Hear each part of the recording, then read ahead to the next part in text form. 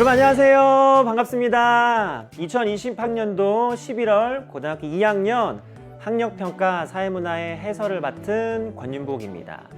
여러분 총평 혹시 보시고 오셨죠? 제가 총평 때 이번 모의고사에 대해서 출제 포인트라든가 앞으로 모의고사 이후에 진짜 사회문화를 준비하는 친구들을 위한 완벽한 빌드업 전략에 대해서 여러분들에게 소개해 드렸으니까 꼭 한번 총평을 보고 오셨으면 좋겠고요. 지금은 여러분이 오늘 낮에 열심히 풀었던 그 사회문화 문제들을 저랑 같이 다시 한번 풀어보면서 어떤 부분이 포인트였고 여러분이 조금 헷갈리고 어려웠었던 부분을 제가 아주 명쾌하게 잡아드리는 그런 시간으로 운영하도록 하겠습니다. 아셨죠, 여러분들? 집중해서 한번 달려보도록 하겠습니다. 오케이?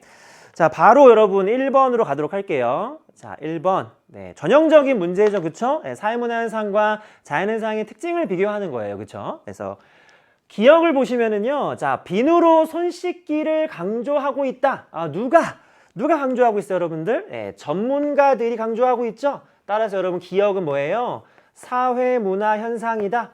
그렇죠? 자, 니은은요.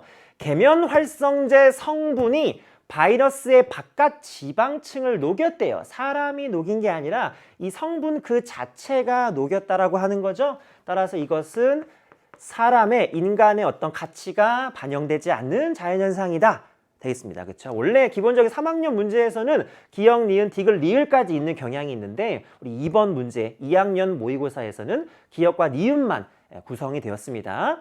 1번 선지 기역과 같은 현상은 당위 법칙의 지배를 받는다. 사회문화 현상, 정답 바로 나왔어요. 그렇죠? 그래서 1번이 여러분 정답이 되겠습니다. 인간으로서 마땅히 어떠해야 된다라고 하는 도덕적이고 규범적인 어떤 내용이 반영된 원칙이 바로 당위 법칙이죠. 그렇죠? 2번입니다. 자, 니은과 같은 현상은 확률의 원리, 자연현상이죠. 여러분 바로 고쳐줄 수 있어야 돼요. 확률의 원리가 뭐다? 아니라 확실성의 원리다. 이렇게 바꿔줘야 되는 거죠. 이렇게 쓰면서 여러분 공부하시면 좋습니다. 3번에 기역과 같은 현상은 니은과 같은 현상과 달리 몰가치적이다. 아니죠, 여러분. 사회문화 현상은 몰가치적인 것이 아니라 가치 함축적이다. 이렇게 정리하시면 되는 겁니다. 자, 그 다음에 4번 선지. 자, 기역과 같은 현상은 니은과 같은 현상에 비해 인과관계가 분명하다. 요것도 여러분 잘 잡아두셔야 돼요. 사회문화 현상이든 자연현상이든 간에 원인과 결과의 관계라는 인과관계는 모두 존재한다라고 하는 공통점이 있지만 어디가 더 분명하게 나타나는가 하면은 자연현상이거든요. 따라서 지금 기역이라고 말하고 있으니까 분명이 아니라 불분명하다라고 해줘야 되는 거죠. 자, 5번이에요. 니은과 같은 현상은 기역과 같은 현상과 달리 경험적 자료. 이 친구도 매번 나오는 공통점이죠. 자연현상과 사회문화 현상 모두 다 경험적인 연구로 연구할 수 있습니다. 되죠, 여러분들? 자, 우리 2번 문제로 가도록 할게요. 자, 2번 문제 문화 변동에 따른 문제래요. 발문을 보고 나서 내신 공부를 열심히 하신 분들은 세 가지가 떠올라야 돼요. 문화 변동에 따른 문제점 뭐예요?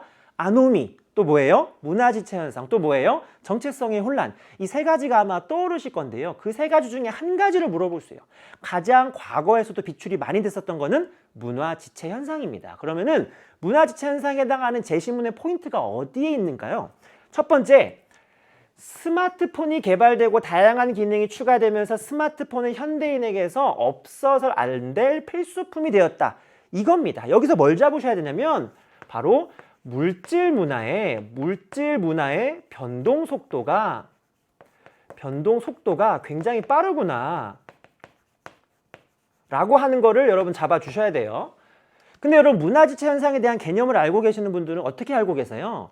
물질 문화의 변동 속도가 비물질 문화보다 더 빠름에서 오는 부조화라고 정확히 잡고 계실 겁니다. 그러면은 비물질 문화와 관련된 내용이 어디 있냐라는 거예요. 바로 어디 있죠? 여기 있습니다. 운전 중에 스마트폰 사용에 관한 사람들의 의식 수준, 이게 뭐예요? 이게 바로 비물질 문화와 관련된 부분이잖아요. 그렇죠? 이것은 여전히 낮은 단계에 머물고 있다.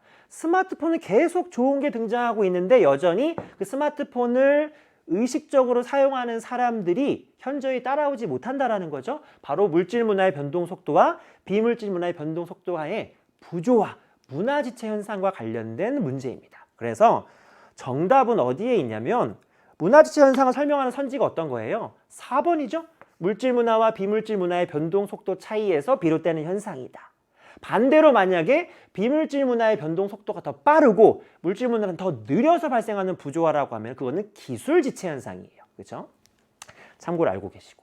나머지 1번, 2번, 3번, 5번은요. 왜 틀렸냐? 외래문화 유입 거부, 계층 간 생활 양식 차이, 대중매체 일방향적, 그다음에 집단 간 갈등에 해당하는 내용이 제시문에 안 나왔어요. 그렇기 때문에 4번이 정답이 되는 것입니다. 오케이. 다음 문제 가보도록 할게요. 다음 문제 연구 방법 관련된 문제죠. 발문 딱 보자마자 공부 잘한 친구들은 양적 연구 아니면 질적 연구겠구나. 힌트가 주어졌어요. 방법론적 이론론이다라고 하면 여러분 A는 뭐인 거예요? 양적 연구 방법이다. 자연현상의 연구 방법을 어디에 적용할 수 있다? 사회문화현상에 동일하게 적용할 수 있다. 그렇죠? 방법론적 이원론이라고 하는 것은 질적 연구 방법인 거죠. 사회문화현상과 자연현상은 다르기 때문에 어떻게 자연현상 연구 방법을 사회문화현상에 적용할 수 있냐. 그렇게 못한다라고 보는 입장인 거잖아요. 그렇죠? 자, 그 다음에 가와 나에 들어갈 내용을 생각해 봐야 되는데 항상 빈칸에 뭘 집어넣을 때는 앞에 어떠한 조건이냐를 항상 고려하셔서 집어넣어 주셔야 돼요. 1번 선지 A는 질적 연구 방법, B는 양적. 바뀌었죠. 그렇죠? A는 양적, B는 질적. 고쳐주세요. 이번에 A에서는 연구자의 직관적 통찰, 연구자의 직관적 통찰 뭐예요? 연구자의 경험, 지식, 정보 이런 걸 통해서 사회문화 현상을 꿰뚫어 볼 수 있는 능력을 말하는 건데 그 능력은 보통 질적 연구에서 많이 활용이 되어지죠. 틀렸습니다. 3번에 B는 변수 간 관계에 대한 법칙 발견. 독립변수, 종속변수와의 상관관계에 대해서 법칙을 이끌어내는 걸 목적으로 하는 거 뭐예요? 양적 연구죠. 따라서 B가 아니라 A와 관련된 설명이다. 이렇게 보시면 되고요. 4번에 가에는 여기다가 집어넣을 건데요. 전제가 뭐라고요? A는 B와 달리해요. 그럼 양적 연구가 질적 연구와 다른 점에 해당하는 내용이 들어가야 되는 거죠. 연구자와 연구 대상자 간의 정서적인 교감? 여러분 정서적인 교감은 어디서 강조하는 거예요? 사회문화 현상에 대한 의미를 심층적으로 파악하고자 하는 질적 연구에서 강조하는 부분이기 때문에 들어갈 수가 없습니다. 되죠? 마지막으로 B는 A와 달리 질적 연구는 양적 연구와 달리 어떤 특징이 있는가 이걸 넣어줘야 돼요. 그렇죠?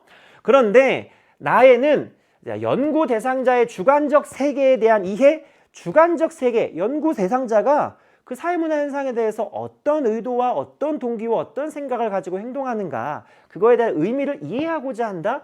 전형적인 질적 연구의 방향성입니다. 그렇죠? 그래서 이 내용을 나에다가 집어넣을 수 있겠네요. 그래서 정답 어디에 있었다? 정답은 5번에 있었다. 이렇게 보시면 되겠습니다. 되죠? 자, 다음 문제 넘어가도록 하겠습니다. 다음 문제.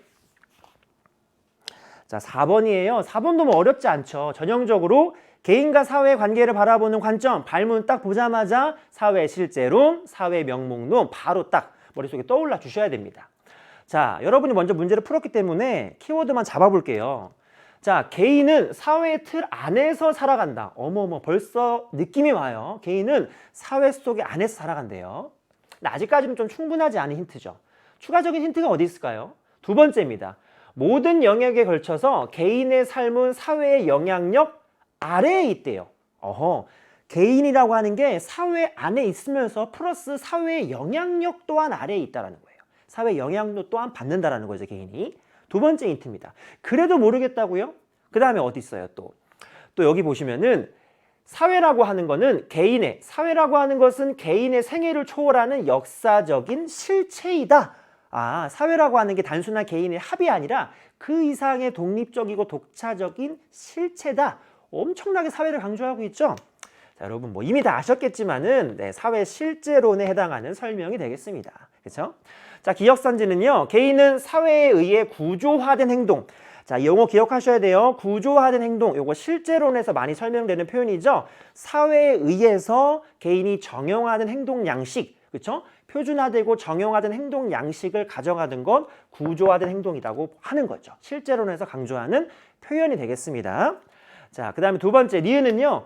개인의 주체성이 사회의 구속성보다 우선한다. 개인을 강조한다는 말이잖아요. 이거는 명목론이 되겠네요. 그래서 틀렸고요. 그 다음에 디귿의 사회는 개인의 특성과는 다른 독자적인 특성을 지닌다. 사회는 단순한 개인의 합 그 이상의 독립적인 성격을 지닌다. 실제론 관련된 선지죠. 그쵸? 네, 좋습니다. 리을은요, 사회 규범은 개인들이 그것을 옳다고 믿기에 존재한다. 그럼 뭐예요? 사회 규범은 개인들에 의해서 규정이 되어진다 이 말인 거잖아요. 그럼 개인을 강조하는 거잖아요. 그렇죠? 이 친구도 명목론이네요. 그렇죠? 따라서 여러분 기억과 디귿을 연결시킨 게 실제론에 해당하는 설명이 되겠습니다. 자, 2번입니다. 자, 그 다음에 5번 문제입니다. 5번 문제. 제가 총평에서 잠깐 말씀드렸던 부분인데 사회집단 관련된 문제가 단순하게 사회집단만 나오는 것이 아니라 준거집단이라고 하는 개념을 결부시켜서 출제가 되고 있는 부분인데 크게 어렵지는 않은 부분입니다. 자, 일단 안내문에서 두 번째 단서 조항이 핵심입니다. 자신의 가치관, 태도, 행동 등의 기준으로 여기는 집단에다가 별표를 치세요. 자신의 행동과 선택과 판단의 기준이 되는 집단, 뭐라고요? 준거집단이라는 거예요. 이게 준거집단이라는 거예요. 준거집단. 여러분이 반드시 개념을 알아야지만 이게 준거집단인지 안단 말이에요. 그러니까 사회문화는 자꾸 상식이라고 하는데 사실 개념 과목이라고 보시는 게 더 정확할 것 같아요. 그렇죠? 자, 준거집단. 자, 그 다음에 표가 나옵니다. 일단 준거집단 찾았고요. 그럼 여기에 나오는 별들이 다 준거집단이라는 거예요. 그렇죠? 바로 선지 갈게요. 기억선지. 가, 나에서는 각각 두 개의 자발적 결사체. 그럼 자발적 결사체에 대한 개념이 또 필요한 거예요. 개인들이 서로의 공통의 관심사나 취미 같은 걸로 인해서 자발적으로 모여서 형성한 공동체를 자발적 결사체라고 하고 대표적인 유형에는 친목집단, 시민단체, 이익집단 해당되는 거잖아요. 이 개념이 술술 나와줘야 되는 거예요. 그러면 주어진 가에서는 가족, 기업, 기업 내 공연 감상 동아리, 고교, 총동문회 중에 이 두 가지가 자발적 결사체가 되겠네요. 그 중에 얘는 공식 조직 안에서 공식 조직 구성원들에 의해서 구성이 되는 비공식 조직이죠. 비공식 조직은 자발적 결사체 안에 포함되는 개념이에요. 이 개념이 여러분이 공부가 되어 있어야 된다는 거예요. 그리고 총동문회도요. 공식 조직적인 성격이 있는 친목 집단으로 이제 자발적 결사체로 볼 수 있는 거죠. 그래서 요 두 가지가 이제 자발적 결사체고 나에서도 여기 두 개가 자발적 결사체인 거예요. 조기축구회, 친목 모임, 축구 좋아하는 사람들, 또 동물보호 시민단체, 자발적 결사체죠. 그렇죠? 따라서요. 자발적 결사체가 두 개 맞죠, 여러분들? 기억선지 맞고요. 니은에 가에는 나와 달리 비공식 조직이 형성되어져 있다. 아까 제가 말씀드렸죠? 요 내용이 기업 내 공연 감상 동아리가 바로 비공식 조직이다. 그래서 가에는 나와 달리 비공식 조직이 적혀 있다. 그렇죠. 정답은 기억과 니은이 되겠네요.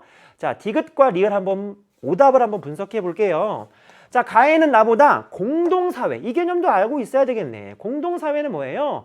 결합의지 그 자체라는 거예요. 선택적이고 인위적인 의지에 의해서 만들어진 공동체가 아니라 바로 결합 그 자체의 본질 의지에 따라서 수특에 나오는 표현이죠. 그 개념에 따라서 형성된 것이기 때문에 어디가 더 맞냐? 아니죠. 여기도 공동사회 하나, 여기도 하나이기 때문에 같습니다. 어디가 더 많은 게 아니죠. 그렇죠? 그래서 잘못된 선지고요. 리을의 나에는 가보다 작성자의 준거집단, 아까 준거집단이 뭐라 그랬어요? 별표로 표시된 게 준거집단이라고 했잖아요. 여기 3개, 여기 2개. 그러니까는 나가 더 적게 적혀 있는 거죠. 되죠, 여러분들? 네, 이렇게 보시면 될 것 같습니다. 자, 6번 문제 가겠습니다. 6번 문제도, 자, 좋은 문제입니다. 6번 문제도. 자, 바로 선지 갈게요. 기억선지. 기억과 니은은, 자, 저도 시험지 넘기고 같이 보겠습니다. 자, 기억과 니은은 모두 공식적 사회화 기관이냐? 공식적 사회화 기관의 개념이 뭔데요? 사회화 그 자체를 목적으로 하는 기관이잖아요. 그러면 대학이랑 방송사 중에 뭔데요? 학교와 직업훈련소가 대표적인 공식적 사회기관의 예시라고 공부가 되셨을 겁니다. 그렇기 때문에 니은, 방송사는요. 부수적인 사회화를 담당하는 바로 비공식적 사회화 기관이죠. 그렇죠? 그 다음에 니은은 디귿은 갑의 역할행동이다. 여러분 역할행동 개념 정확하게 잡으세요. 역할행동이라고 하는 것은 개인의 지위에 따라서 기대되어지는 행동 양식, 그 역할이죠. 그 역할을 본인이 실제로 수행하는 거예요. 응? 본인이 실제로 역할을 수행하는 거라고요. 여기 보시면은 기자로서의 자신의 역량을 높이 평가받는 거래요. 평가받는다라고 하는 이 워딩을 통해서 본인이 실제로 수행한다라고 내용과 워딩을 추론할 수는 없습니다. 그렇죠? 그래서 역할행동이라고 볼 수가 없습니다, 여러분. 디귿의 리을은 미음과 달리 성취지위다. 성취지위라고 하는 개념도 알아야 되죠. 뭐예요? 개인의 노력을 통해서 후천적으로 획득한 지위를 말하는 거잖아요. 그렇죠? 어머니, 성취집이고요. 딸은요 어때요? 귀속집이니까 옳은 설명인 거죠. 그쵸? 리을이에요. 비읍은 갑의 역할 갈등이다. 여러분 문제 많이 풀어보신 분들은 맨날 여기 비읍 고민 나오면은 결국에 역할 갈등이 아닌 걸로 많이 문제가 구성이 됐었어요. 근데 이번에는 역할 갈등이래요. 되게 반갑더라고요. 오랜만에 정답이어가지고. 역할 갈등에 대한 개념도 반드시 알고 있어야 되죠. 뭐예요? 서로 다른 두 개의 지위를 가지고 있는 사람이 서로 다른 역할이 충돌되는 거예요. 선생님 무슨 말인지 모르겠다고요? 제 신문에서 보세요. 여기서 서로 한 명의 사람이 두 가지 지위를 가지고 있어요. 서로 다른 두 가지 지위. 갑이라고 하는 사람이죠. 그렇죠? 갑이라고 하는 사람이 어떤 지위가 있어요? 첫 번째는요. 취재하는 기자예요. 기자. 갑은 기자입니다. 근데 기자라는 지위뿐만 아니라 또 뭐예요? 갑은 또 사랑하는 어머니의 딸이기도 합니다. 근데 딜레마적인 상황이 발생하는 거예요. 어떤 상황?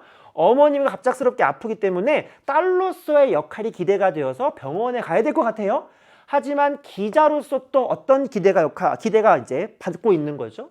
어떻게 따는 엄청난 이 취재, 인터뷰 이걸 어떻게 해야 되는 거예요. 그렇죠? 이거로부터 또 역할이 또 기대되어지기 때문에 이런 딸로서의 역할 또 그 다음에 기자로서의 역할이 서로 충돌하고 있어서 딜레마를 경험하고 있는 것 바로 이 비읍은요 뭐다?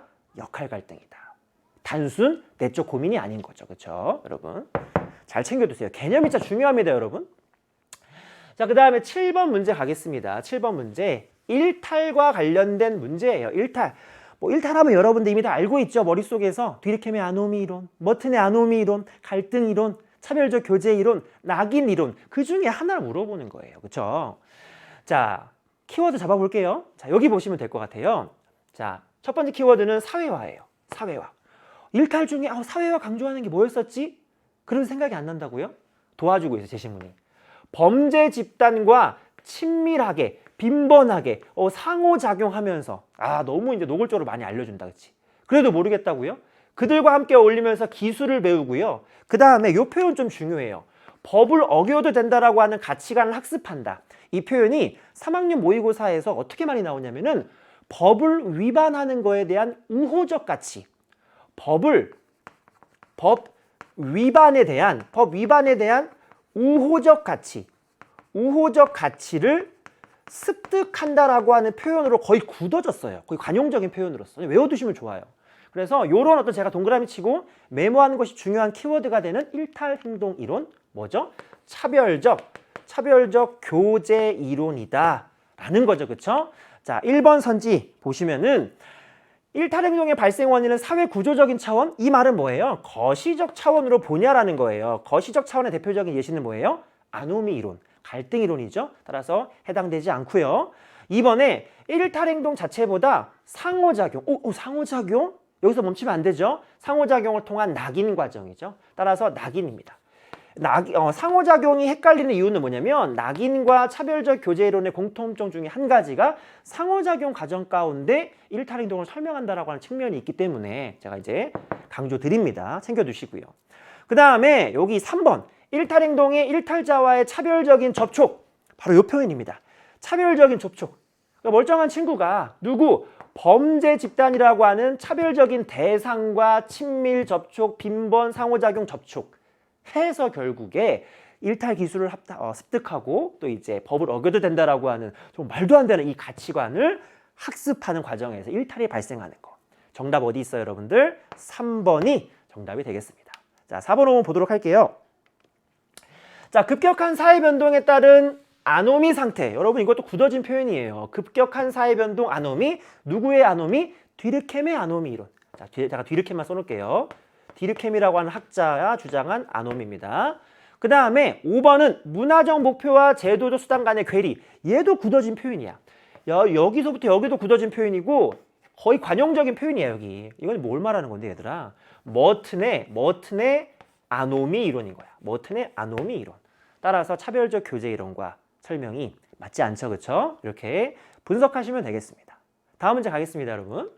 자, 8번이에요. 여기서 살짝 이제 브레이크가 걸리는 거지. 잘 쉽게 풀다가 뭐야 이거 3학년 모의고사 나올 것 같은 그런 문제가 나왔어요. 양적 연구 방법과 관련된 이 실험법을 얼마나 여러분이 정확하게 알고 있냐를 물어보는 문제입니다. 가볼게요. 자, 갑은요. 문학 프로그램이 청소년 게임 중독 치료에 효과가 있을 거라고 하는 가설을 검증하기로 했다. 가설 검증했으니까 무슨 연구? 양적 연구라고 보시면 되는데, 자, 가설에는 반드시 뭐가 있어요? 독립변수와 종속변수가 있죠. 그럼 습관적으로 뭐가 원인을 주는 변수야? 문학 프로그램이 원인을 주는 변수니까 독립변수야. 그리고 얘의 영향을 받는 게 뭐야? 게임 중독 치료. 게임 중독이 뭐가 되는 건데? 종속변수가 되는 거지. 그리고 하나 챙겨두면은 청소년이라고 하는 것은 이 연구 주제에 적용할 수 있는 모집단, 전체 집단을 말해요. 모집단, 전체 집단입니다. 자, 먼저 네모 중학교 학생 500명을 대상으로 청소년을 연구하고 싶은데 다 못하잖아. 그러니까 500명 뭘 뽑은 거예요? 표본을 뽑은 거예요. 니은은 뭘 말하는 거예요? 표본을 선정하는 거예요. 표본 집단을 의미합니다. 그리고 이들을 상대로 해가지고 게임 중독 척도 검사라고 하는 걸 실시했대요. 아, 검사? 검사? 판검사? 아니죠, 그쵸? 무슨 검사? 사전검사라고 하는 개념이 떠올려 줘야 돼요. 사전검사. 종속변수에 대해서 조사하는 사전검사. 이들 중에 중독 척도 점수가 높아서 치료가 필요한 학생 또 50명. 얘도 마찬가지로 표본인 거예요. 그쵸? 선별했습니다. 그 다음에 그 50명을 25명씩 두 개의 집단으로 나눠서 A 집단만, 중요합니다. 여기 요거를 진행했어요. 요게 중요합니다. A 집단한테 지금 뭘 적용하고 있는 거예요? 문학 프로그램을 적용하고 있어요. 문학 프로그램이 뭔데요? 독립변수죠. 그쵸? 특정 집단에게만 독립변수를 우리가 처치한다 그래요. 아니면 적용한다 그래요. 이렇게 되면 실험법에서 A 집단은 바로 실험 집단이 되는 것입니다. 실험 집단이 되는 거예요. 그리고요, 반면에 B 집단에는 이걸 적용하지 않았습니다. 그리고 두 집단 모두에게 나중에 다시 뭘 하고 있는 거예요? 게임 중독 척도 검사라고 하는 종속 변수를 다시 한번 확인하는 작업을 하는 거예요. 그럼 이건 무슨 검사인 거예요? 사후 검사가 되는 거죠.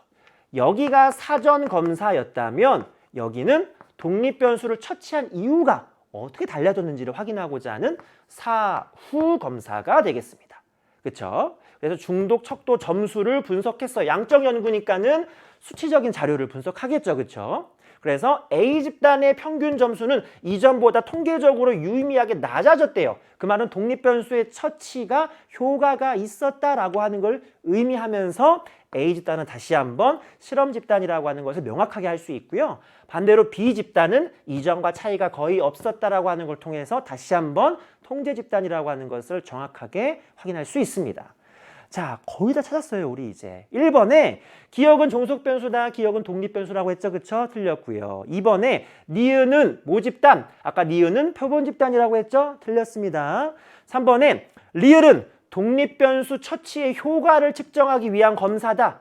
리을 어디 있어요? 게임 중독 척도 검사. 뭐예요? 사후 검사. 사후 검사. 왜 한다고요? 독립변인을 실험 집단에 적용했었을 때 통제 집단과 비교해서 얼마나 효과 있는지를 판단하기 위한 작업. 정답 몇 번이다? 3번이다. 정답 3번이 되겠습니다. 4번 왜 틀렸을까요? 미음은요, 중독 척도 점수 이런 검사를 통해서 수치화된 자료로 뽑아냈잖아요. 이 사람이 실험을 통해서 처음 뽑아낸 자료잖아요. 그쵸? 그렇기 때문에 처음 뽑아낸 자료이기 때문에 2차가 아니라 1차다. 되죠, 여러분들? 5번에 이것도 했지. 미음은 뭐야? 미음은 비읍은 통제가 아니라 실험이고요. 그 다음에 시옷은 실험이 아니라 통제다. 이렇게 바꿔주시면 되는 거죠. 그쵸? 그래서 어렵습니다. 어렵습니다. 하지만은 제시문을 정확히 실험법에 따라서 분석할 수 있으시면은요, 여러분 앞으로도 얼마든지 이러한 문제가 나왔을 때 수월하게 풀어내실 수 있을 거라고 생각이 되어집니다. 9번 문제 갈게요. 자, 9번 문제 사회 불평등 현상을 바라보는 가불의 관점. 뭐 기능론 갈등론. 이건 뭐 너무 사회문화는 처음에서 끝이 기능론 갈등론 아닙니까? 너무 쉽습니다. 꽤나 어렵게 선지가 구성이 되어져 있어요. 여러분 잘 보셔야 합니다. 자, 성과급제를 도입하는 거에 대해서 입장 차이가 발생하는 거예요. 자, 갑은요, 업무 성과가 높은 사람에게 그에 상응하는 보상을 제공하는 것은 당연하다. 그래서 키워드 나오죠. 차등 분배는 구성원들의 또 키워드 성취 동기, 경쟁 의식을 자극해서 결론적으로 불평등하지만은 생산적인 결과를 이끌어낼 수 있을 거야 라고 보는 관점, 기능론적 관점입니다. 반대로요, 업무 성과에 대해서 평가를 해서 성과급을 주는 거는 자본가에 의해서 자의적으로 이루어지기 때문에 공평하지 않다, 공정하지 않다. 결국 이러한 성과급 제도가 존재한다라고 하는 것은 그것을 자본가가 악용해서 노동자를 통제하는 수단으로 악용될 수 있다. 자본가는 지배 집단, 노동자는 피지배 집단, 이원화시켜서 바라보는 갈등론적 관점으로 성과급 제도를 평가하고 있습니다. 자, 1번에 보시면은 자, 개인의 능력보다 가정 배경, 부모의 사회경제적 지위를 강조하는 것은 뭐예요? 갈등론이죠. 그렇죠? 그래서 갑의 관점이 아니라 여러분 을의 관점이 되겠습니다. 2번에요. 사회적 희소 가치를 배분하는 기준이 여기 뭐라고 나왔냐면은 사회 전체적인 합의에 기초한다. 사회 전체적인 합의? 기능론적 관점이죠. 반면에 갈등론에서는요. 지배 집단만의 합의, 특정 집단의 합의 이렇게 키워드가 나옵니다. 따라서 갑의 관점 설명하는 거니까 정답 몇 번이에요? 2번이 되는 거죠. 그렇죠? 3번에 사회 불평등이 인재를, 이것도 키워드예요. 인재를 적재적소에 자기의 업무 전공성, 업무의 적합성, 업무 전문성에 부합하는 곳에 적절하게 배치가 됨으로 인해서 사회의 효과, 생산성을 극대화시킬 수 있다고 보는 관점, 기능론에 해당하는 설명이기 때문에 을의 관점이 아니라 갑의 관점으로 봐주셔야 됩니다. 4번이에요. 자, 요것도 그냥 여러분 외우시면 좋겠어요. 개인적으로. 굳어진 표현이기 때문에.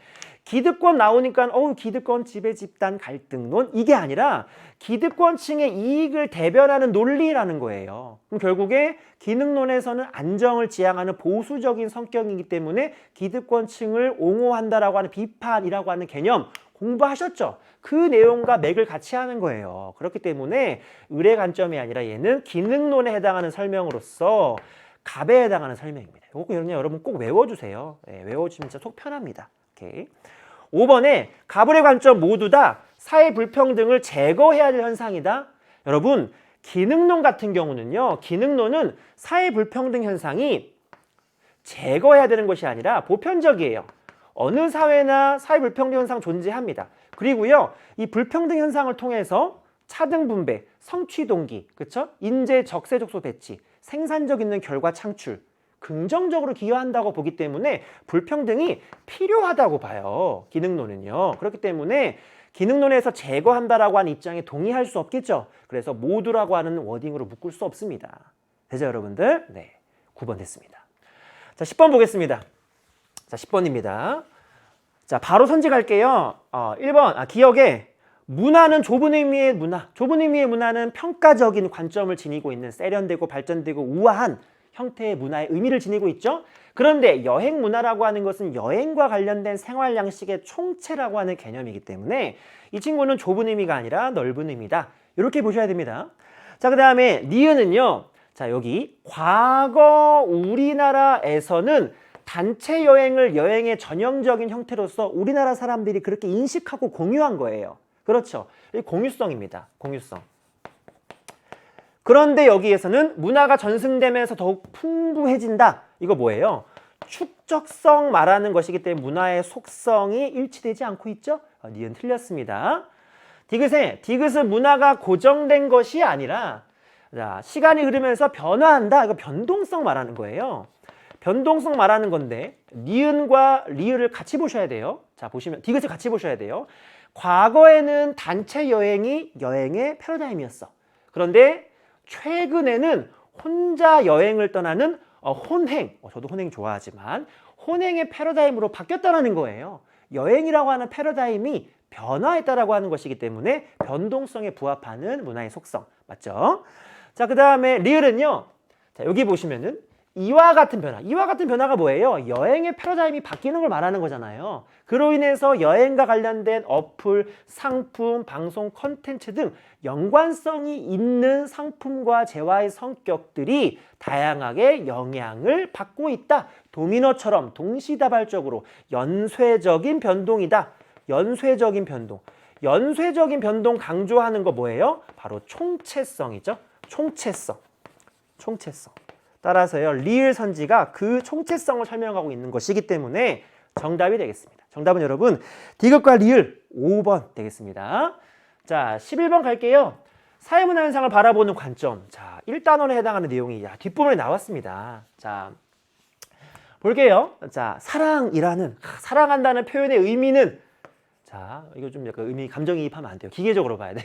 의미는 상대와의 관계 및 친밀감, 표현 등에 나타난 이 상황 등에 따라서 굉장히 다양하게 받아들여질 수 있다. 예를 들어서 콜센터 상담원이 사랑합니다. 하나도 안 사랑하면서 사랑합니다 고객님 막 하잖아요. 그렇죠? 그때 사랑이라는 표현과 나중에 연인 간에 너 사랑해 막 이런 식으로 막 이렇게 얘기하는 거랑 같냐라는 거예요. 다르잖아요. 그렇죠? 대상도 다르고요. 의미도 다르고요. 그렇죠? 굉장히 다르다는 거예요. 왜 그러냐? 특정 행위라고 하는 객관적인 행위라고 하는 것은 어떠한 주관적인 상황, 어떠한 주관적인 맥락, 그것에 따라서 다 다르게 해석되기 때문에 사회문화 현상을 객관적으로 그대로 바라보는 것이 아니라 객관적인 상황에 사람들이 서로 다르게 투여하는 의미를 중심으로 봐야 된다라고 보는 상상론이 되겠죠. 상상론. 감정이입하고 싶었는데 이제 포기했습니다. 자, 기억에 사회가 유기체와 같은 속성, 사회 유기체설, 기능론 설명하는 거죠.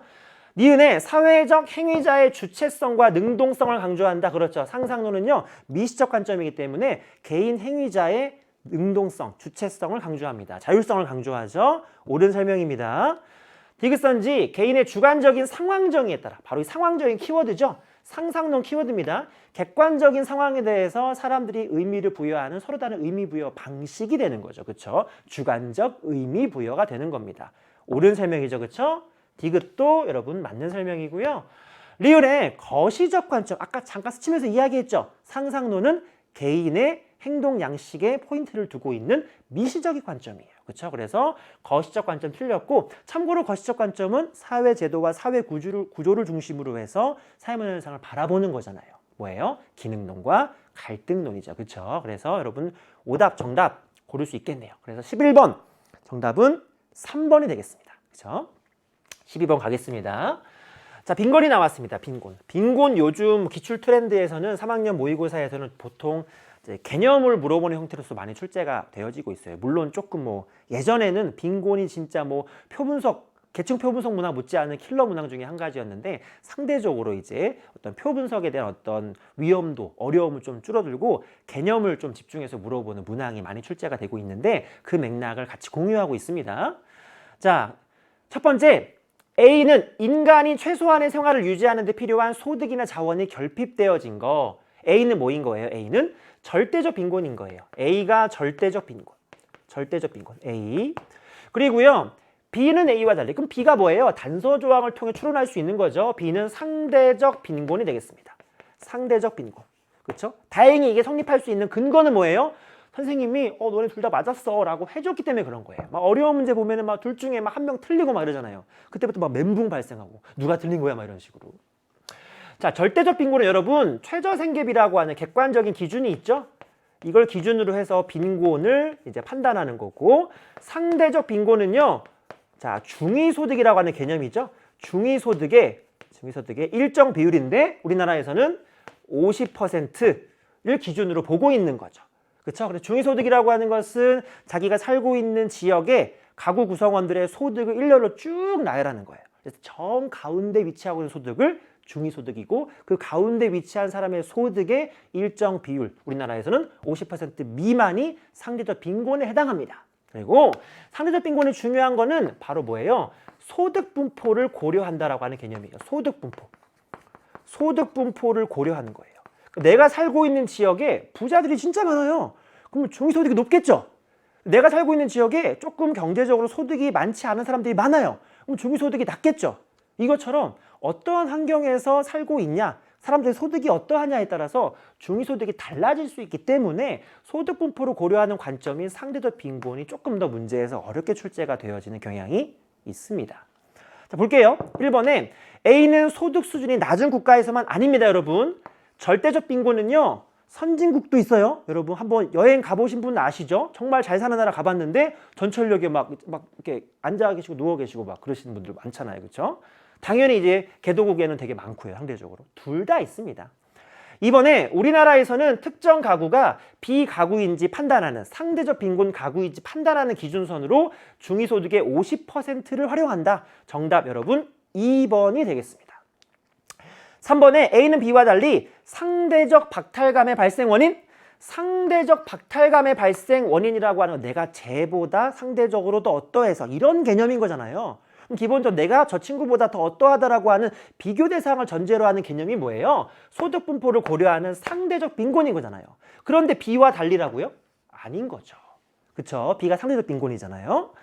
4번이에요, 여러분들. 4번에 A에 따른 빈곤율과 B에 따른 빈곤율을 더한 것이 전체 빈곤율이다? 여러분, 이것도 좀 외워두세요. 되게 굳어진 간용적인 표현으로서 3학년 기출에 많이 나오는 표현인데, 절대적 빈곤율과 상대적 빈곤율을 더한 거 마치 전체 다 될 것 같잖아요.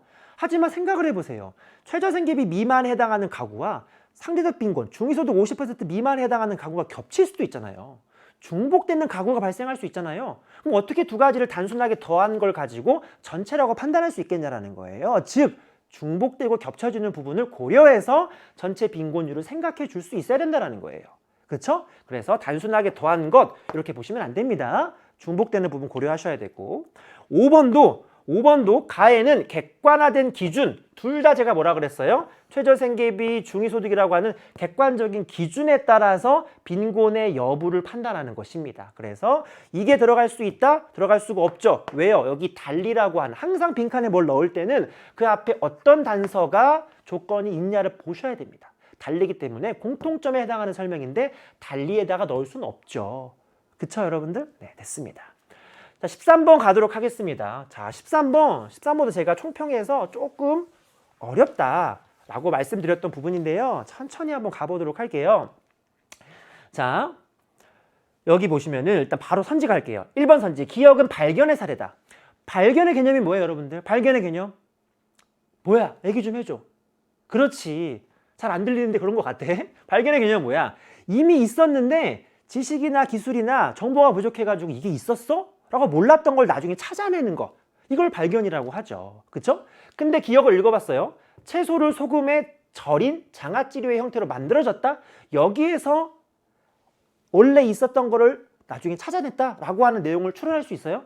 아니죠. 오히려 뭔가 없었던 게 만들어졌다라고 하는 워딩을 통해서 발견보다는 발명의 사례라고 보는 게 더 가까울 것 같습니다. 그 다음에 2번에 니은은요. 임진왜란 무렵 일본군에 의해서 우리나라에 고추가 유입되었다. 여기서 일본군에 의해서 고추가 직접 전파된 거죠. 직접 전파.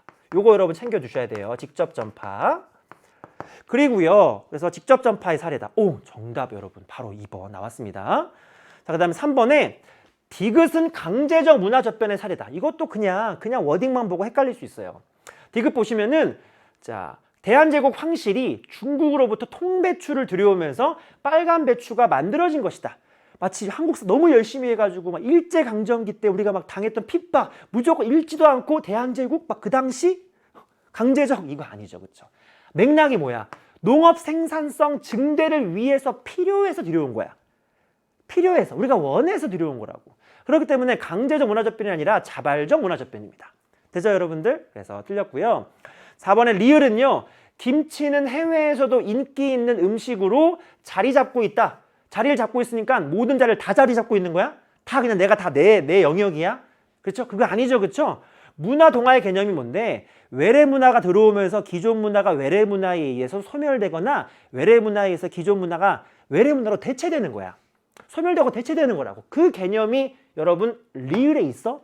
없잖아요. 그렇죠? 그래서 오히려 얘는 그냥 여러 가지 해외의 문화 가운데 김치라고 하는 문화가 한 포지셔닝을 담당하고 있다. 문화 병존적인 성격으로 해석하셔야지 문화 동화라고 해석하는 근거를 찾을 수가 없습니다. 그리고요. 5번에 미음과 같은 문화 변동으로 인해서 멕시코의 타코와 김치가 결합된 김치 타코. 멕시코의 문화와 우리나라의 김치가 결합되어서 제3의 문화, 김치 타코라고 하는 문화 융합이 형성된 거죠. 문화 융합은요. 기존의 문화 정치성이 문화 병존과 더불어서 유지된다라고 하는 특징 반드시 개념으로 숙지하고 있어야 됩니다. 되죠, 여러분들? 그래서 문화 융합 상실이 아니라 유지가 되겠습니다. 자, 14번 갈게요. 자, 사회조직의 운영 원리, 관료제, 탈관료제 나오는 전형적인 문제입니다. 자, A는 산업사회에 적합한 사회운영. 그럼 뭐예요? A는 관료제예요. 관료제. 경직된 조직운영. 그쵸? 그런데 이걸 극복하기 위해서 신속하고 창의적으로 대응할 수 있는 B로의 전환이 요구된다. B는 뭐예요? 바로 탈관료제가 되겠네요. 그렇죠? 그러면은 1번 선지. A는 B에 비해 의사결정 구조가 수평적이다. 관료제는 탈관료제에 비해 상대적으로 수직적인 성격을 가지고 있습니다. 수직적. 오히려 수평적인 것은 탈관료제죠. 그리고 2번에 A는 B와 달리 공식적 규범을 통해, 이것도 많이 나오는 워딩이에요. 달리가 아니라 모두예요. 왜요? 공식적 규범을 사용한다라고 하는 것은 그 조직이 공식 조직이냐라는 거예요. 그쵸? 탈관료제든 관료제든 조직 운영 방식이 다를 뿐이지 기본적으로는 공식 조직이기 때문에 둘 다 모두 공통점입니다. 3번이에요. B는 A에 비해 조직 구성의 유연성이 높다. 탈관료제는 관료제에 비해서 신속하고 창의적으로 변화에 대해 적응해야 되는 것이기 때문에 유연성이 높다. 정답 여러분 어디에 있었다? 3번이다. 되죠? 4번이에요. B는 A와 달리 목적 전치 현상. 목적 전치 현상이라고 하는 개념을 여러분이 알아야 돼요. 개념이 뭔데요, 여러분들? 목적이라고 하는 본질, 그거보다 수단, 그 다음에 절차, 그 다음에 형식 등을 더 강조하는, 지나치게 강조하는 걸 말해요. 그래서 관료제의 특징이 뭐예요? 표준화된 규약과 절차죠. 표준화된 규약과 절차가 지나치게 강조되면 오히려 목적이 저 산으로 가버리는 거잖아요. 이걸 목적 전치 현상이라고 하고 대표적인 관료제의 단점이죠. 그렇기 때문에 B가 아니라 A에 해당하는 설명입니다. 관료제. 네. 5번 볼게요. 자, B는 A에 비해 표준화된 방식과 절차에 대한 업무 수행 강조한다. 제가 방금 전에 말씀드렸죠. 표준화된 규약과 절차를 강조하는 것은 관료제가 되겠습니다. 그래서 B가 아니라 A에 해당하는 설명입니다. 여러분들. 좋습니다. 자, 15번 갈게요. 자, 15번. 조금 시간이 걸릴 수 있는데 천천히 하면은 재미있는 문제인 것 같아요. 개인적으로 문제 풀면서도. 자, 그림은 T년과 T 플러스 20년의 계층을 조사하여 갑국 세대 내 계층 이동 현황을 세대 내 계층 이동 현황을 나타낸 거래요. 화살표의 수치는 세대 내 이동을 한 사람이 전체 조사 대상자 중에서 차지하는 비율이에요. 예를 들어서 상층에서 중층으로 향하는 화살표가 이따가 화면에서 3이라고 적혀져 있나 봐요. 이 3이 의미하는 게 T년의 상층에서 T 플러스 20년의 중층으로 이동한 사람이 전체 대상자 중에서 3%다 이걸 의미한다라는 거예요. 그렇죠?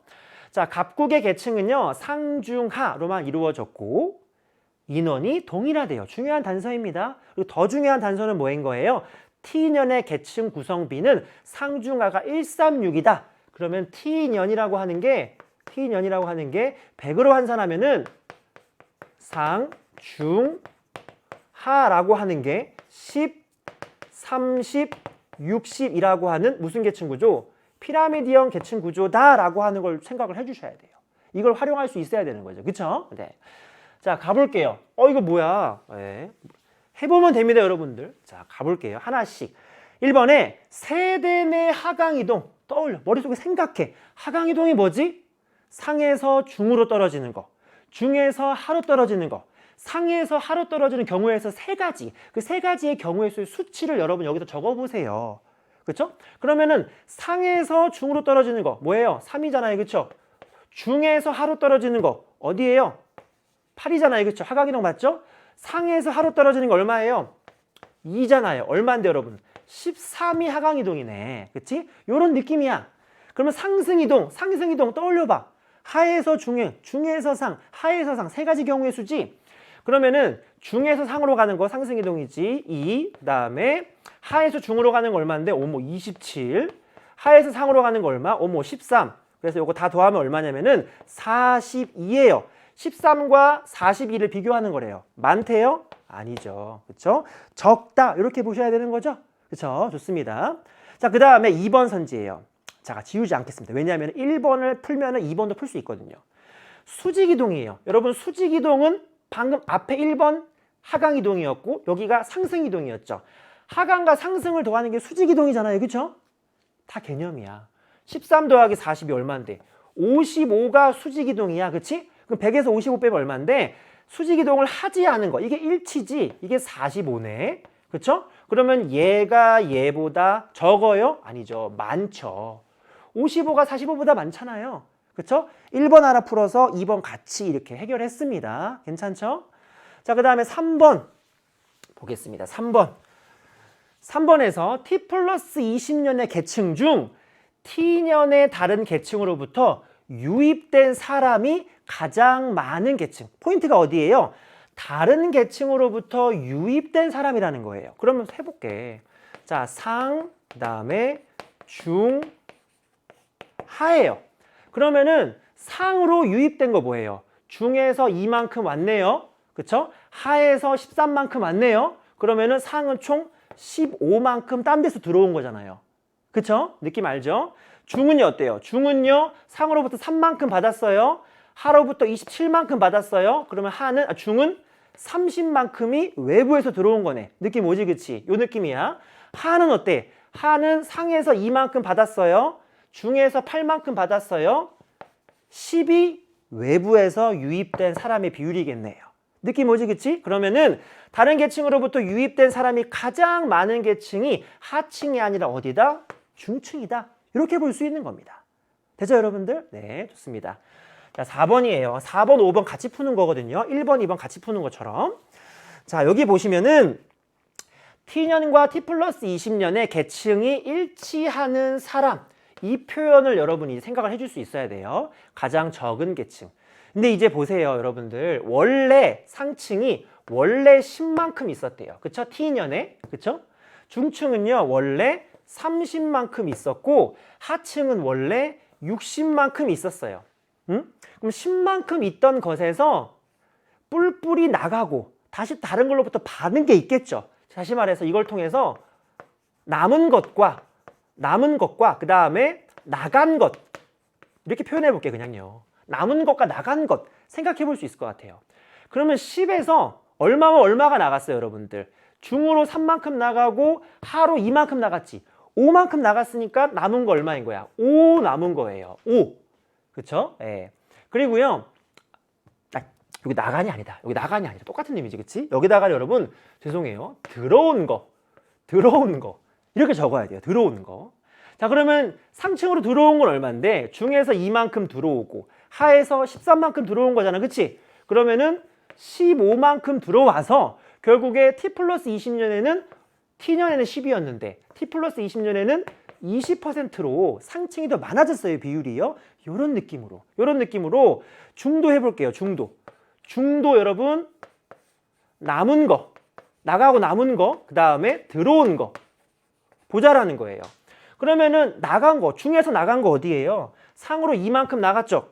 이만큼 나가고 그 다음에 하로 8만큼 나갔죠. 그럼 10만큼 나갔어요. 얼마 남았어요 여러분들? 20만큼 남았어요. 그쵸? 얼마나 들어왔을까요 중층은요? 상에서 3만큼 들어오고요. 하에서 27만큼 들어왔으니까 30만큼 들어왔네요. 따라서 T 플러스 20년에는 중이 얼마다? 50%로 그 비율이 늘어난다는 거예요. 그쵸? 그럼 나머지 하층은 안 해봐도 뭐 30 나오는 건지 해봐야지. 그치? 해보자고. 자, 남은 거. 그 다음에 들어온 거 보자라는 거예요. 자, 하층에서 얼마 나갔어요? 하층에서는 중으로 27만큼 나가고 그 다음에 상으로 13만큼 나갔으니까 40만큼 나간 거네? 그럼 남은 게 얼마 남았어? 20 남았어요. 들어온 거 얼마 들어왔어요? 상에서 2만큼 들어오고 중에서 8만큼 들어왔죠? 그럼 얼마예요 여러분들? 10만큼 들어왔어요. 그래서 T 플러스 20년에는 하가 30이 되는 거죠?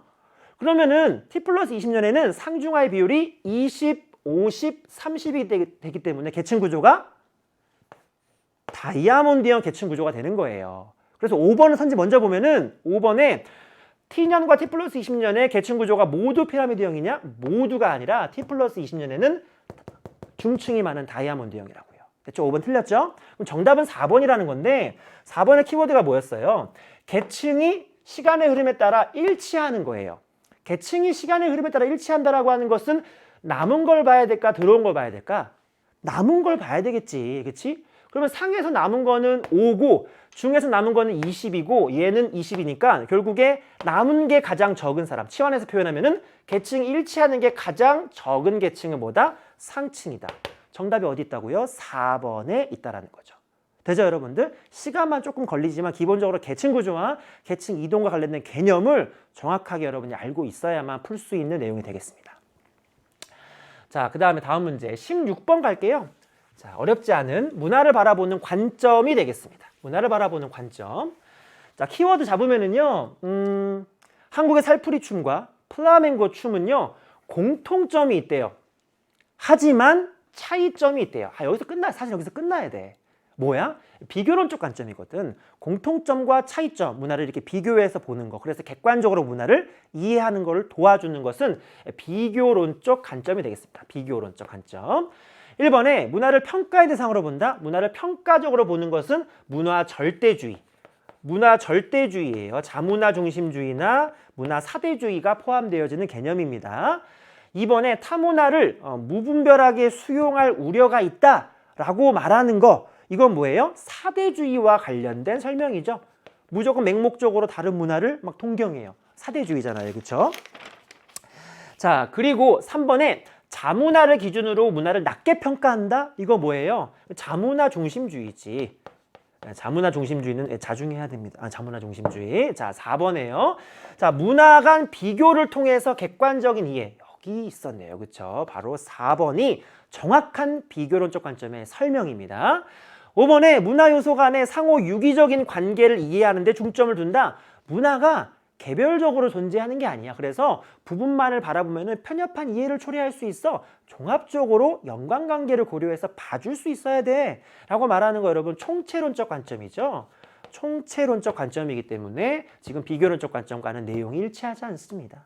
되죠 여러분들? 정답은요 4번입니다. 되죠? 다음 문제. 자, 사회 불평등 현상을 설명하는 이론입니다. 이론. 계급론과 계층론 잡아줘야 되는데 A는 경제적 측면에 주목해요. 그 다음에 자본재의 소유 여부. 이 워딩이 결국에 생산수단의 소유 여부예요. 생산수단의 소유 여부. 생산수단이 뭐예요? 경제적 부가가치를 창출할 수 있는 수단을 말하는 거예요. 경제에서 이걸 자본재라고 많이 표현하죠. 그래서 A라고 하는 것은 뭐예요? 계급론이다. A는 계급론이라는 거예요.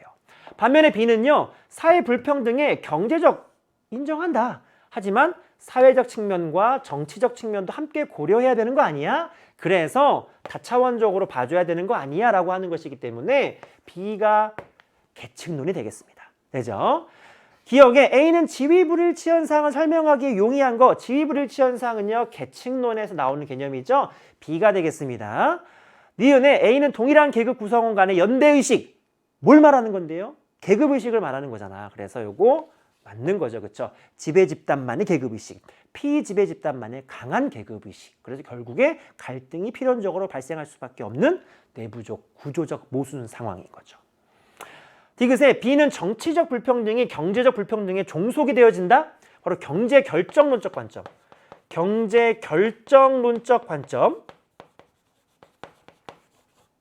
이거 누가 이야기하는 거야? 이거 바로 계급론 A에서 설명하는 내용이지.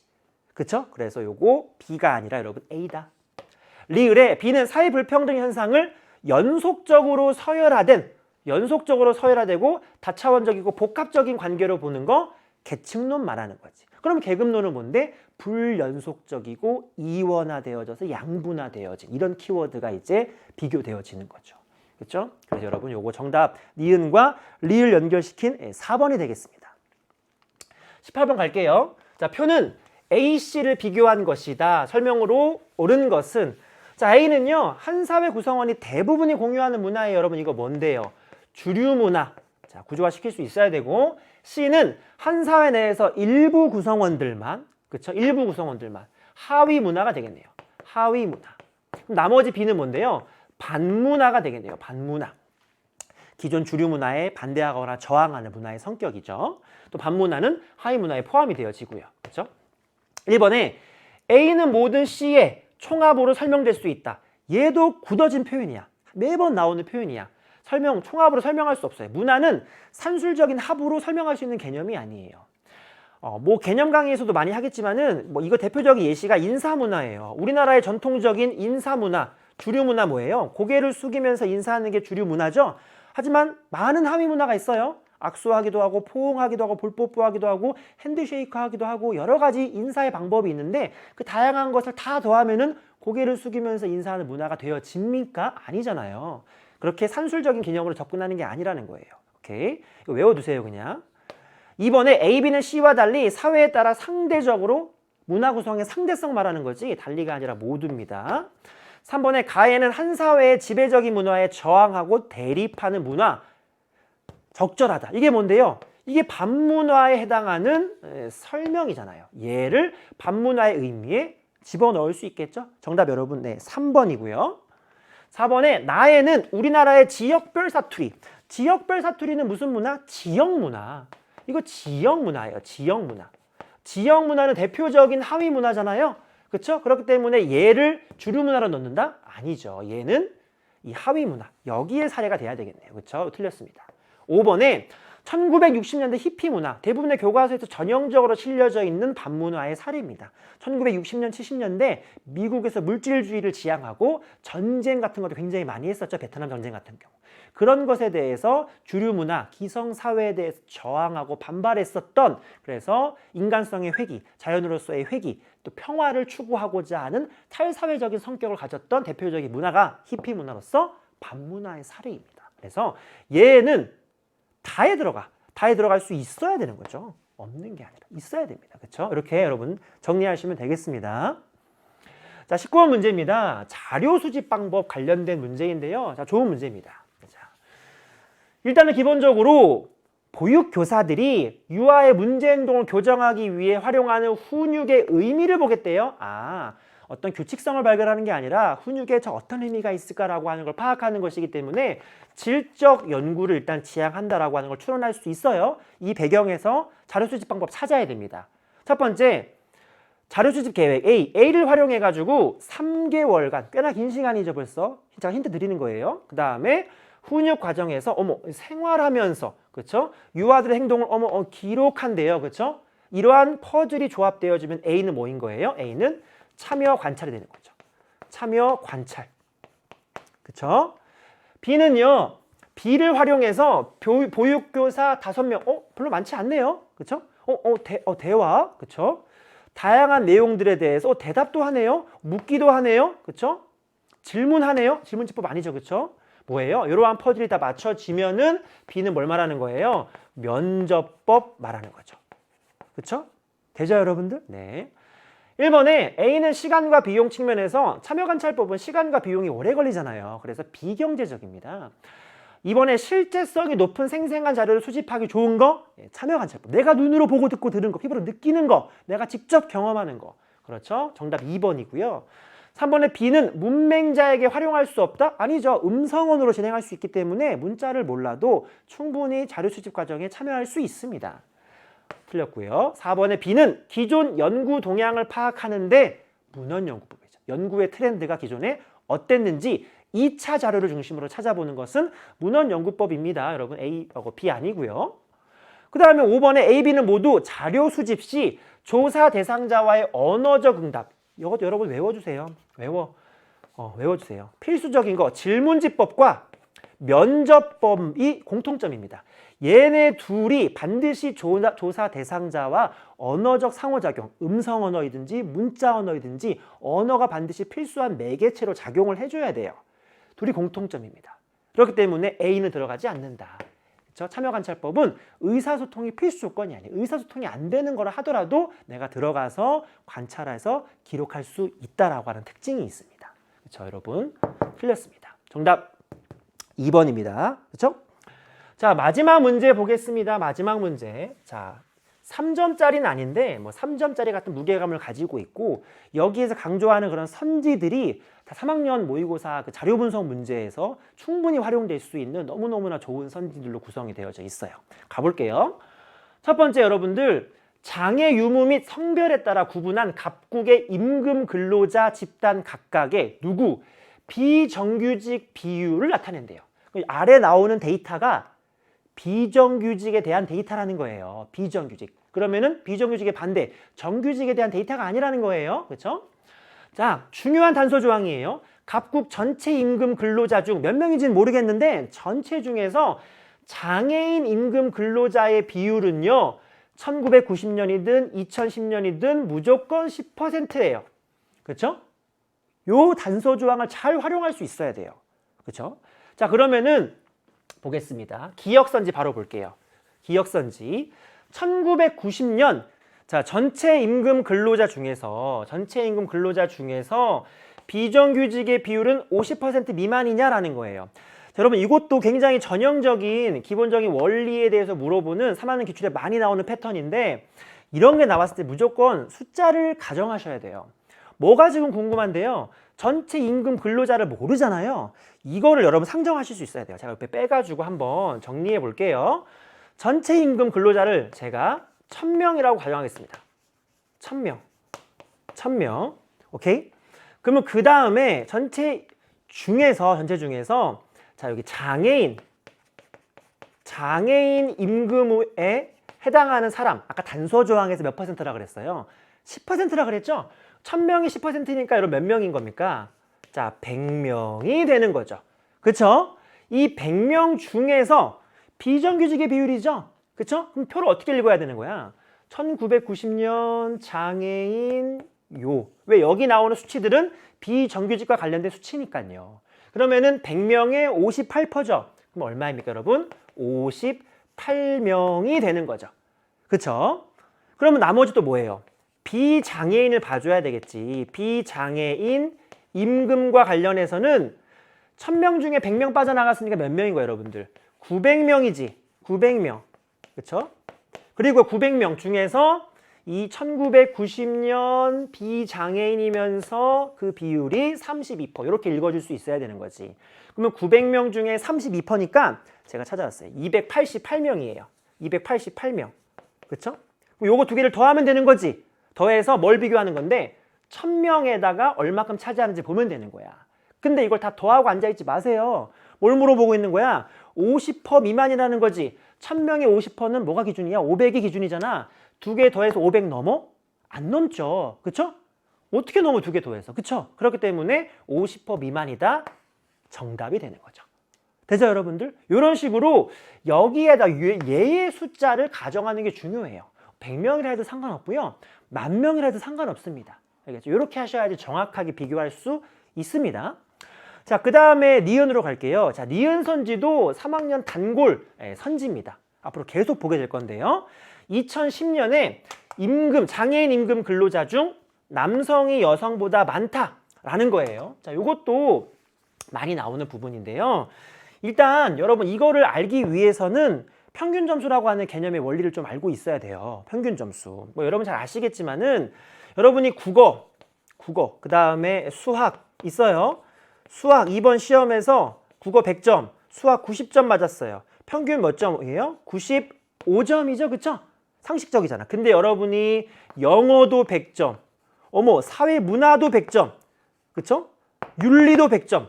100점인 과목들이 더 많아졌어요. 그럼 여러분의 평균은요, 95점에서 100점 가까이로 이동하겠네요. 왜요?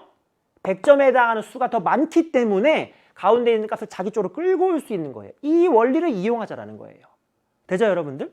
자, 그러면은 여기 위에 지우겠습니다. 그러면은 뭘 보고 있어? 2010년을 보고 있지. 2010년에 비장애인이야. 2010년에 비장애인이니까는 여러분 여기를 봐줘야 되겠네, 여기를 봐줘야 되겠지. 그러면은 자, 남자, 여자. 그러면은 32.7, 그다음에 33.6의 비율이에요. 만약에 둘 사이에 수가 동일하다라고 하면은 정 가운데 평균 값이 오겠죠. 그 값은 얼마냐면은 두 개를 더한 다음에 나누기 2 하는 거죠. 그 값이 제가 찾아보니까 33.15예요.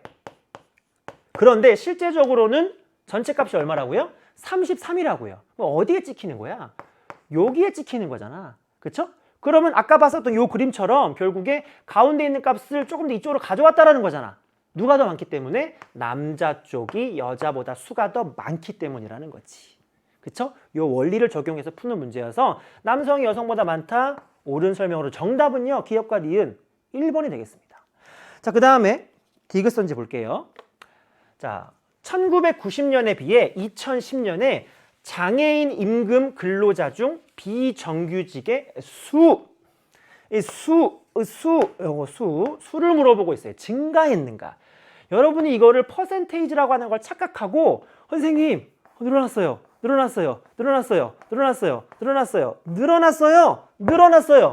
디귿 맞아요. 이렇게 하면 안 된다는 거죠. 왜요? 뭘 모르는데 1990년과 2010년에 전체 여기 뭐라고 제가 적어놨냐면 전체 임금 근로자의 수, 다시 말해서 전체 값을 모른다는 거예요. 전체 값을 모르기 때문에 부분에 해당하는 구체적인 수치값도 추론할 수가 없는 거지. 이해되시죠? 여기 나와 있는 수치는 비율이지 수가 아닙니다. 아주 기본 중에 기본인 거예요. 그렇죠? 그래서 전체 임금 근로자 수가 나오지 않기 때문에 이 가운데서 장애인 임금 근로자 중 비정규직의 수가 증가했다? 단정해서 표현할 수가 없는 것입니다. 되죠? 네, 틀렸고요. 그 다음에 마지막 리을선지. 자, 1990년에 비해 2010년 비정규직 비율의 증가 폭이에요. 그럼 퍼센트와 퍼센테이지의 그 사이 간격을 보면 되는 거죠. 퍼센트 포인트라고 하는 개념을 통해서. 그럼 비장애인 어때요? 여기잖아요. 그쵸? 1% 포인트. 그쵸? 여기는요. 장애인은요. 1.4. 그러면 비장애인보다 장애인의 증가폭이 어떻다? 더 크다. 이건데 비장애인 임금 근로자가 장애인 임금 근로자보다 크다가 아니라 여러분 작다가 되죠. 여기는 1% 포인트, 여기는 1.4% 포인트니까요. 그쵸 여러분? 요거 오답인 거 확실하게 잡을 수 있겠죠? 그쵸? 따라서 이 문제 기억 니은 1번이 정답이 되겠습니다. 자, 됐습니다 여러분. 아이고 고생 많이 하셨어요. 문제가 제가 총평에서 말씀드린 것처럼 조금 시간이 많이 걸리게 어려운 문제들이 군데군데 포진이 되어져 있어서 여러분도 30분이라고 하는 시간 동안에 굉장히 문제를 푸시는데 먹으셨을 거라고 생각합니다. 여러분 잘 보셨든 못 보셨든 간에 제가 총평에서도 말씀드리고 제가 마지막 또 화면으로 띄워드리는 거지만 여러분 진짜 시작이 반이다라고 하는 또 유명한 말도 있고 여러분 이번 기회에서 정말 제대로 한번 사회문화 시작해 보셨으면 좋겠습니다. 생각보다 여러분 EBS에서 너무나 좋은 교재들이 있고 그 교재를 극대화시킬 수 있는 또 월클 선생님들의 강의가 준비가 되어져 있기 때문에 제가 총평에서 말씀드린 그 완벽한 빌드업 전략을 통해서 여러분의 그 골, 여러분의 그 목표, 사회문화 1등급 만점 그 이상의 목표를 반드시 EBS가 여러분과 함께 달리기에 충분하다고 생각합니다. 여러분 늦지 않았습니다. 바로 지금 시작하셨으면 좋겠습니다. 바로 여러분의 이 강의가 여러분의 스타트업의 출발점이 되었으면 좋겠습니다. 여러분 수고하셨습니다. 안녕!